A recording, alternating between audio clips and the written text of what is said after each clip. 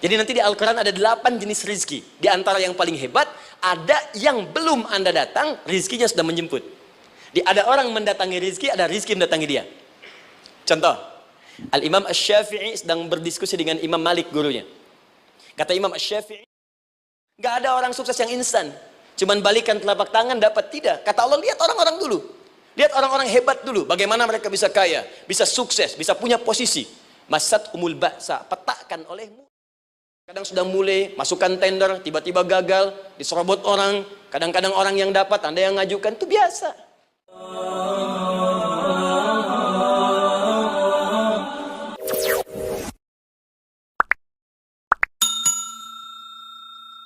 Anda berlanjut, diterangkan oleh Allah, hei, tugas suami saat mulai pertama kali menikah, maka tugas yang pertama, siapkan untuk mencari nafkah.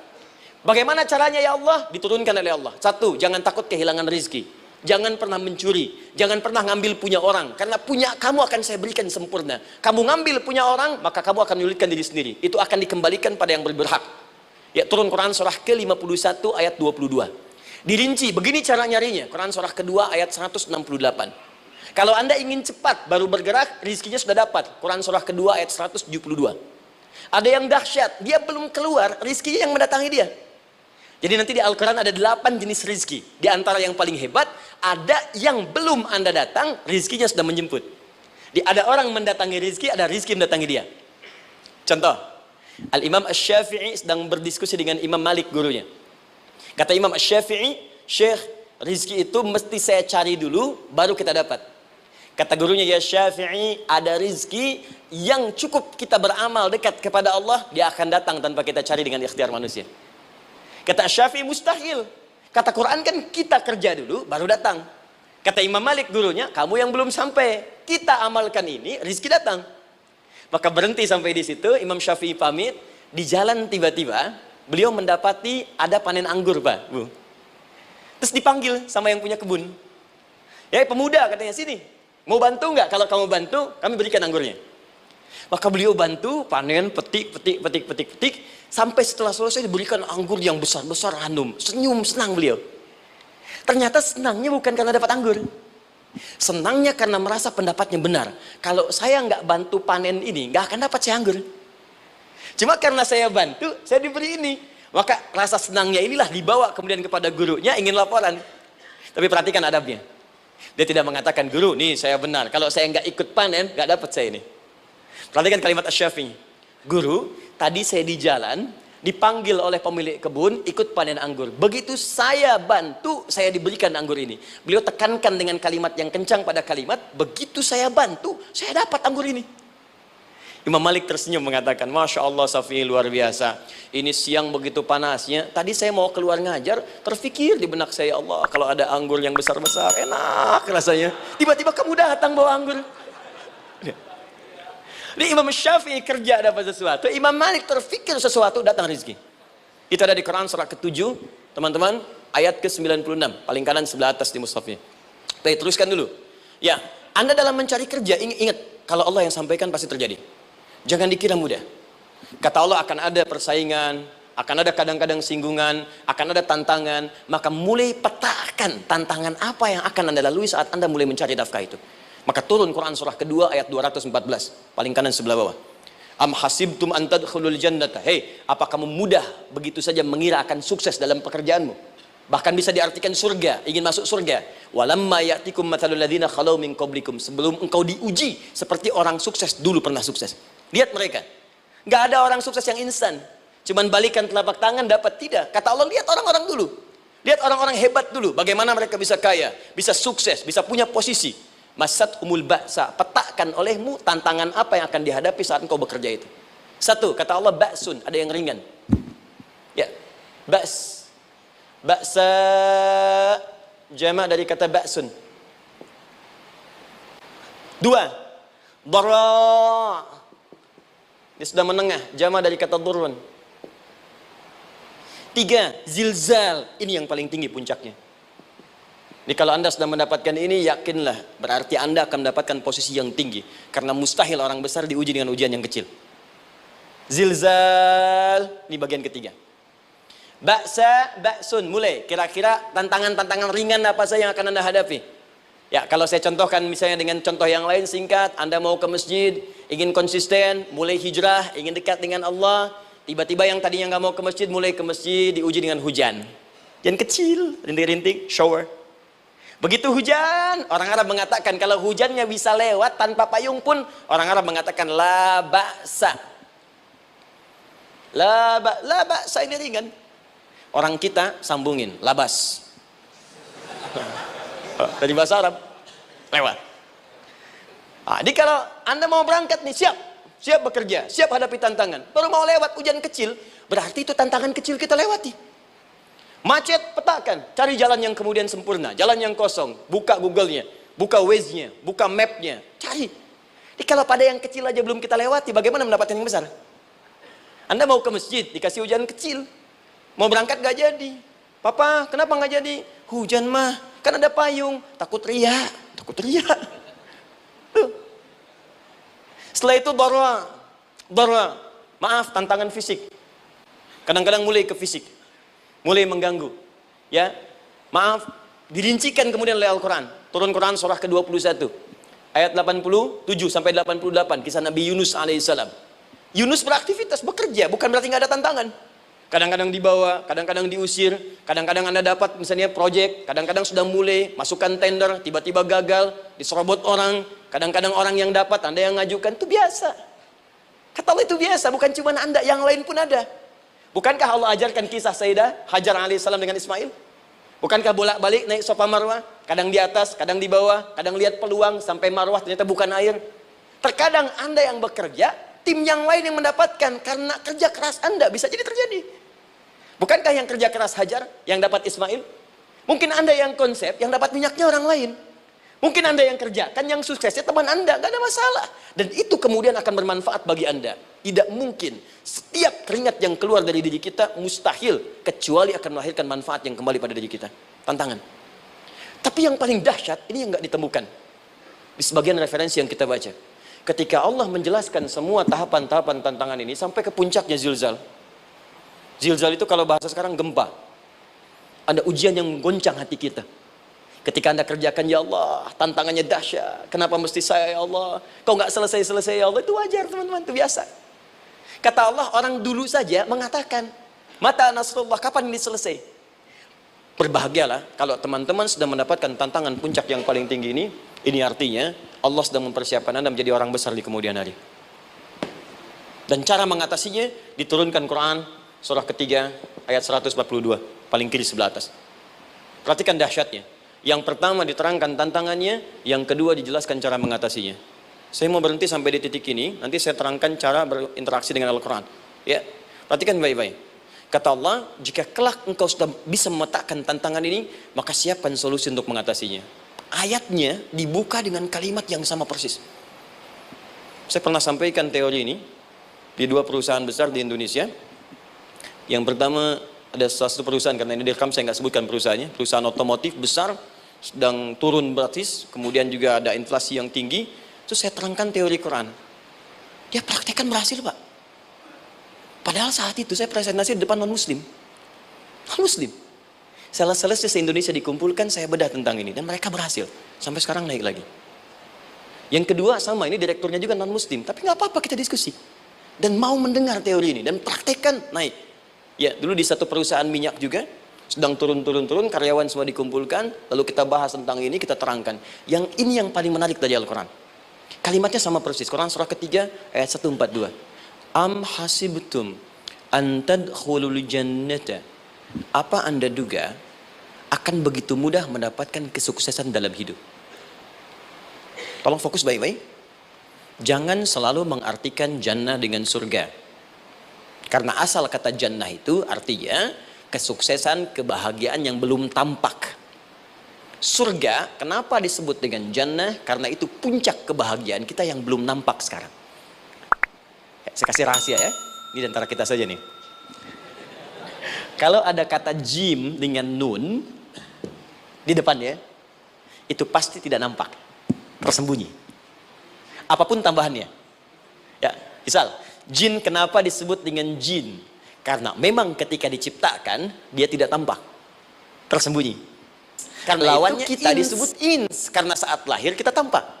18 kali disebutkan dalam Al-Quran. Ya ma'syaral jinni wal ins. Wa ma khalaqtul jinna wal ins. Jadi jin disebut jin karena memang fitrahnya tersembunyi, nggak nampak. Jadi kalau ada jin melakukan penampakan, itu jin sedang kena masalah. Sedang keluar dari fitrah. Sama dengan manusia, harusnya tampak. Jadi kalau ada manusia yang senang sembunyi-sembunyi, dia sama dengan, bukan saya yang bilang, sedang punya masalah. Ke kantor, sembunyi-sembunyi, hati-hati Pak Alfian tuh. Biasa ada pintu depan, masuk pintu belakang. Suami di rumah, buka WA, sembunyi-sembunyi, Bu hati-hati tuh. Pulang lewat pintu belakang, berarti sedang punya persoalan dalam hidup. Setiap ada jim dengan nun, pasti tersembunyi. Ibu punya janin. Rahim, dalam rahim ada janin. Kenapa disebut dengan janin? Jim, nun, ya, nun. Karena sosok itu belum nampak dalam pandangan kita. Nanti kalau sudah lahir, baru tampak. Jannah, kenapa disebut jannah? Karena belum tampak dalam pandangan kita. Nanti kelihatan. Karena itu dalam Al-Quran, kata jannah itu tidak dikhususkan dengan surga. Tidak dikhususkan dengan surga. Kadang-kadang menunjuk aspek kesuksesan yang belum tampak. Anda mau ngubur minyak, minyaknya belum tampak. Belum kelihatan. Anda mau kerja, ya hasilnya kan belum tampak, baru ikhtiar sekarang. Karena itu orang Arab disebut kaya kalau mereka mendapatkan kebun yang tak tampak sebelumnya. Kebun anggur, bukan kurma, kalau kurma banyak. Kebun anggur, ada apel, ada jeruk, sampingnya ada sungai-sungai, disebut dengan jannah. Ya, kalau punya unta, nggak kaya di Arab, biasa. Karena yang kelihatan padang pasir, unta, hitam, merah, biasa. Tapi kalau sudah punya kebun anggur, yang sulit di padang pasir ada kebun, itu baru disebut kaya. Karena itu orang Arab kadang mengartikan jannah dengan aspek kesuksesan yang belum tampak. Diartikan dengan kebun anggur, kebun apel, dan macam-macamnya. Perhatikan. Am hasibtum an tadkhulul jannah. Apa Anda duga ingin sukses itu begitu mudah? Sukses jadi tidak. Walamma ya'lamillahu alladhina jahadu minkum wa ya'lamas sabirin. Perhatikan baik-baik. Sebelum Allah memastikan pada diri Anda, terdapat dua hal yang paling utama untuk mengatasi tantangan tadi. Satu, jahadu. Kesungguhan. Serius. Jadi kalau mau sukses, mesti serius. Kerja serius. Cintai pekerjaan Anda. Ya, belajar anak-anak serius. Pastikan belajar dengan serius. Jangan cuma anak-anak duduk paling belakang, nggak pernah nanya, kadang ngantuk, pulang. Ujian, besoknya mau ujian, baru belajar. Ya, sistem SKS, sistem kebut. Ya kadang-kadang sejam Bu, Pak. Saya pernah ada orang di luar ngadu waktu di Libya, Ustaz gimana ini orang Indonesia? Kenapa? Saya belajar 3 bulan, besok mau ujian. Teman antum orang Indonesia pinjam catatan saya, baru semalam. Dia dapat 8, saya 7,5. Saya bilang, Anda belum tahu sistem SKS itu. Baik ya. Tapi itu bukan solusi, begitu ujian selesai ilmu lupa. Itu poinnya. Jadi kalau hanya sekedar ilmu dipakai untuk ujian, pada prakteknya nggak akan terpakai. Ini banyak anak sekolah sekarang hanya belajar untuk ujian saja. Padahal kalau dipraktekkan, kadang kaitan dengan agama tinggi Bu, Pak. Fisika itu dengan agama itu tinggi. Gaya F1 sama dengan F2, gaya gerak sama dengan gaya dorong. Gaya sedikit, maka keluarnya sedikit. Pukul kencang, bunyinya kencang. Imannya kalau kuat, amalan jadi banyak. Iman sedikit, amal pun sedikit. F berbanding lurus dengan P, hukum Pascal. Gaya berbanding lurus dengan tekanan. Masuk bab akhlak. Makin banyak gaya, makin banyak tertekan. Nah itulah. Gaji 5 juta, gaya 10 juta, kan? Ini serius. Serius. Di divisi apapun Anda, saya 3 sepekan lalu lah takziah ke tempatnya yang Habibie, terus diminta tausiah di sana. Dan saya perhatikan beliau termasuk yang paling serius ketika diberikan tugas apapun. Gak pernah diberikan amanah kecuali mencintai pekerjaan itu. Yang Habibie demikian. Diciri orang sukses itu serius. Tapi keseriusan itu, kata Allah petakan jadi 3 bagian lagi. Karena jahadu itu punya 3 turunan kata. Satu, keseriusan merencanakan, disebut ijtihad namanya. Punya rencana. Mappingnya apa? Stepnya apa? Oke, Anda ingin kerjakan sebuah proyek, baik, proyeknya berlangsung berapa lama?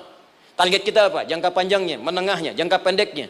Kemudian apa tantangan yang akan dihadapi di setiap tahapan-tahapannya? Selesaikan. Bahkan saking pentingnya tahap perencanaan ini ditunjukkan oleh Allah langsung lewat sholat. Teman-teman masih ingat sholat pertama yang kita kerjakan setiap hari, sholat apa namanya? Subuh. Apa artinya subuh? Tuh, ini masalahnya. Ini kata Al-Quran sendiri ya, kata Al-Quran sendiri. Nanti akan ditemukan orang yang ibadah tidak paham apa yang dikerjakan dan dilakukan dalam ibadahnya. Contoh sholat. Kata Allah akan ada orang sholat yang saat sholat tidak mengerti apa yang ia baca dan ia lakukan dalam sholatnya. Jujur tanyakan pada diri kita. Sampai detik ini, dari sekian ribuan kali ruku dan sujud, berapa persen bacaan sholat yang kita pahami? Jangan-jangan kita ruku tapi nggak ngerti yang dibaca. Sujud tak paham yang diungkapkan. Bagaimana bisa khusyuk? Mustahil. Maka kembali ke sini. Kenapa sholat pertama itu disebut dengan subuh? Teman-teman, ternyata semua nama sholat dari subuh sampai isya, plus bacaan dan gerakan dari takbir sampai salam, itu bukan sekedar gerakan semata. Semua ada artinya, ada maknanya. Dan diajarkan oleh Nabi langsung. Subuh disebut dengan subuh. Ada dua kata. Satu, fajar. Quran surah ke-17 ayat 78. Inna Qur'an al-fajri kana mashhuda. Kedua, subuh di surat At-Takbir. Was-subhi idza tanaffas.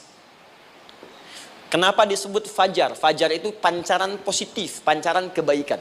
Jadi kalau yang baik disebut fajar. Kalau yang jelek disebut fujur. Fujur ada di Quran surah 91 ayat 7 sampai 8. Wa nafsi wa ma sawwaha fa'alhamaha fujuraha wa taqwaha. Fujur itu rambatan, gelombang buruk yang muncul dari nafsu. Ya, ditembuskan ke elemen tubuh kita. Misal gini. Tiba-tiba pengen marah.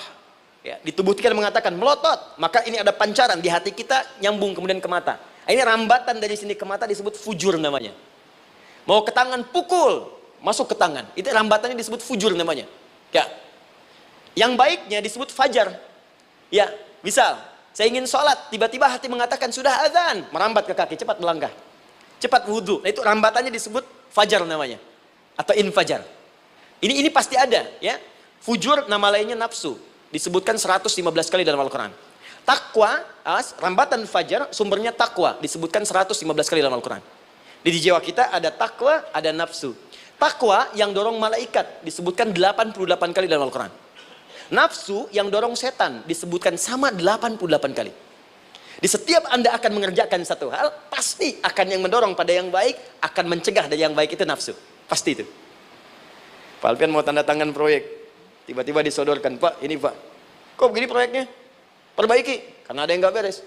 Tapi fee-nya lumayan Pak, 1 miliar. Nggak bisa. Jiwa takwa mengatakan, jangan terima Pak.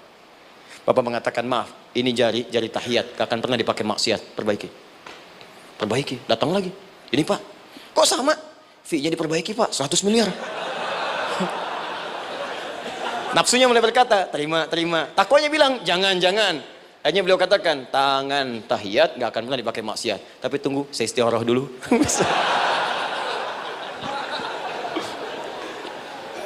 Nah, waktunya, ini salatnya disebut fajar. Kenapa disebut fajar? Karena saat kita tidur, terus dengar suara azan, Allahu Akbar, maka memancar dari iman kita, rambatan untuk merespon suara itu. Bangun kita untuk menunaikan salat.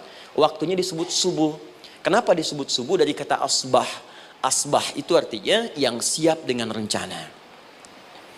Di orang Islam tuh nggak ada yang bangun dari tidurnya kecuali punya rencana jelas yang akan dieksekusi dari itu.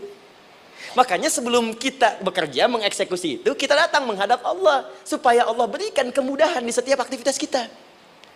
Coba lihat manajemen Nabi. Bukankah sebelum tidur beliau istighfar dulu? Dirinci pekerjaannya, dicatat yang akan dikerjakan besok, istighfar 70 kali, 100 kali, sehingga dengan istighfar saat tidurnya tenang. Coba kita biasakan. Ada yang baca Quran, ada yang istighfar. Kalau nggak percaya silahkan cek. Begitu Anda lakukan, tidurnya enak. Besoknya rencana itu sudah siap. Makanya ketika bangun, siap jam 7 mau kemana, jam 8 ada di mana, jam 12 kerjakan apa. Sebelum mengerjakan itu, datang kepada Allah, sujud, ya Allah, saya punya rencana ini tolong mudahkan. Begitu caranya. Itu yang disebut dengan subuh. Nah, sekarang kembalikan peta hidup kita mau seperti apa ke depan. Ijtihad. Yang kedua, kalau sudah jelas konsepnya, visinya sudah ada, maka jihad. Yang kedua jihad. Jihad itu eksekusinya, aksinya, actionnya, perjuangan fisiknya. Rencananya apa? Tahajud malam nanti. Bismillah. Jam berapa? 2:30. Baik, yuk kita mulai rencanakan. Eksekusi rencananya. Bagaimana cara kita bangun 2:30? Pasang alarm. Jam berapa alarm dipasang? 3 kali. Pertama 1:30, kedua 2 kurang 1/4, ketiga jam 2 lewat 1/4. Baik. Alarm pertama untuk mematikan alarm kedua. Alarm kedua matikan alarm ketiga. Ketiga siap-siap. Baik. Siap bangun. Jihad. Awas, ini penting ya, jihad itu jangan dipersempit maknanya kepada situasi peperangan saja, tidak. Banyak jihad itu luas sekali medannya. Karena jihad itu perjuangan fisik. Dan maaf ya, maaf sekali, dalam konteks perang pun bukan menyerang orang, tapi membela diri saat diserang. Di Islam itu bukan agama ekspansi. Cek di sejarah, nggak ada Islam menyerang. Yang ada itu membela diri saat diserang. Atau saat orang lain dizalimi dan kita diminta untuk terlibat, kita membantu. Ini bukan dalam konteks sekarang yang banyak dibincangkan, tembak orang, bom orang, nyerang orang, bukan. Itu waktu kejadian bom Tamrin itu pertama, saya di Lampung posisinya. Itu begitu meledak, tuar. Pertanyaan pertama Pak di Balistani, Ustadz, apakah bom di Jalan Tamrin termasuk jihad fisabilillah? Saya bilang, Pak, sependek pengetahuan saya, jihad fisabilillah itu jihad di jalan Allah, bukan di Jalan Tamrin. Kaidahnya beda. Nah, misal mencari nafkah itu jihad. Cari nafkah jihad. Quran surah keempat ayat 34, paling kiri sebelah atas. Tugas pertama ketika menikah, kata Allah, ar-rijalu qawwamuna 'alan nisa. Setiap lelaki itu diminta oleh Allah untuk mengatur bagian rumah tangganya. Jadi pemimpin di rumah tangganya. Ya bima faddalallahu ba'dahum 'ala ba'din, karena diberikan kemampuan untuk memimpin. Di pemimpin itu ada di suami. Dan ciri khas pemimpin, Bu, biasanya ciri khas pemimpin apa, Bu? Bukan tegas, bukan. Ciri khas pemimpin itu tidak mau dipimpin. Makanya kalau ada sesuatu, masukkan lewat usulan, jangan beri saran. Kalau saran susah, itu pemimpin. Baik, tapi yang paling luar biasa kata Allah, perhatikan kalimatnya indah sekali. Wa bima anfaqu min amwalihim. Saya berikan tugas untuk mencari nafkah. Ketika seorang lelaki bertugas mencari nafkah, ingat ya, konteks apapun, kalau perempuan nanti bekerja bukan nafkah poinnya. Bisa hobi, ya, bisa aktivitas, tapi nafkah kalau sudah menikah itu ada pada suami. Perempuan tidak. Kalaupun tidak dilarang perempuan bekerja, tidak. Sayyidah Aisyah mengajar, ada yang para sahabiah jadi perawat, ada yang pengajar. Banyak dulu sahabat Nabi yang perempuan mengajar. Ya kan ada pelajaran-pelajaran khusus perempuan. Ya ada bagian perawat, ada dokter. Ini kan yang ngandung perempuan, masa yang periksa laki-laki? Ya kan? Ada bagian perempuan tertentu, itu silahkan bekerja boleh. Tapi nafkah laki-laki. Begitu lelaki meniatkan pekerjaannya karena Allah untuk mencari nafkah, itu setiap langkahnya jihad fisabilillah.